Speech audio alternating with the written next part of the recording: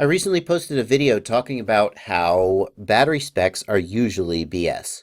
And the reason for that is that most manufacturers don't publish the methodology that they use to calculate their battery's C rating and the test method that they use for their milliamp hour rating. And that gives them a lot of latitude to manipulate the process to come up with whatever number they want. And then they slap a number on a sticker and they sell the battery, and who knows if it's accurate or not. Well, here's a manufacturer who is an exception to this rule, and I couldn't be happier to have found out that they exist. SMC Racing is not a new company. They have been making batteries for car, truck, and buggy racing for a long time. I'm just not aware of them because, as far as I can tell, they only recently started making batteries for FPV racing, or maybe I'm just out of the loop and I just now heard about it. Now, the people who are in the RC, truck, car, buggy racing world say that SMC packs are very good, and that certainly counts for a lot. But here is what I think is so cool about how they sell their batteries.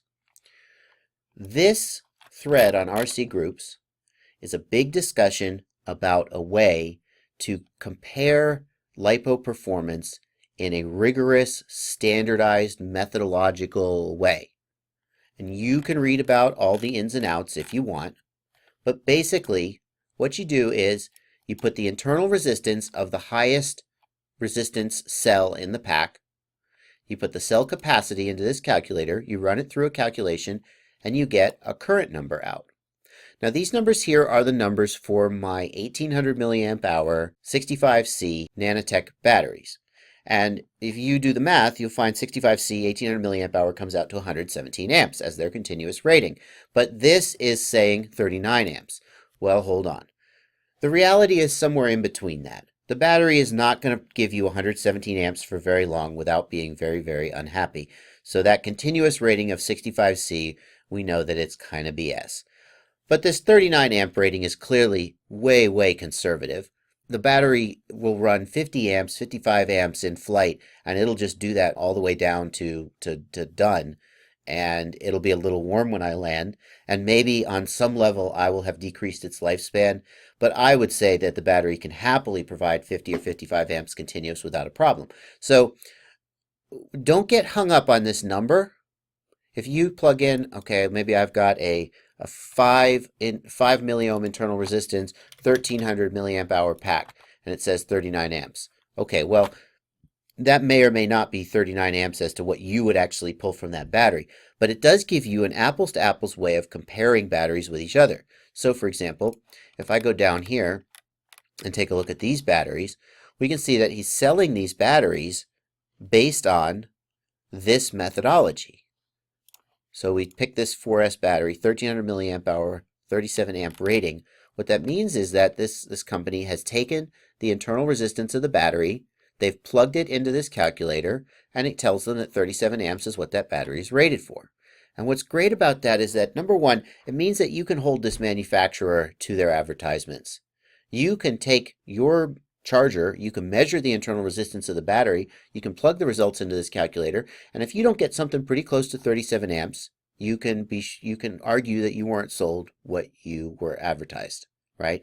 And you can go back and you can hold them to it, right? That's not something you can do with any other manufacturer.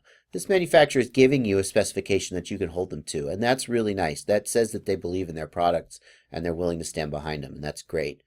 The other nice thing about it is it lets you compare these products to other manufacturers' products. So, like I said, I've got these Nanotech 65C 1800 milliamp hour packs, and they have an internal resistance of between about 5 and 7 milliohms. So if I take 7 and 1800 and plug this in here, and I get 39 out, I can guess that this 37 amp battery is going to perform about the same. Obviously, it'll have a shorter lifespan, but it'll perform about the same in its ability to deliver current.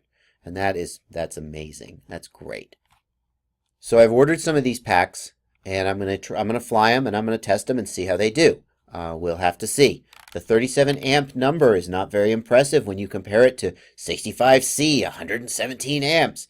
But I have a feeling that these packs are going to perform as well or better than packs that have a much higher number on the sticker. I just have a feeling. And the reason I say that is that when I look at this ISR meter, they're advertising an internal resistance of 5 to 6 milliohms per cell. And my 1300s right now, they're 1300 milliamp hour 45C 4S packs, and they have an internal resistance between 8 and 11.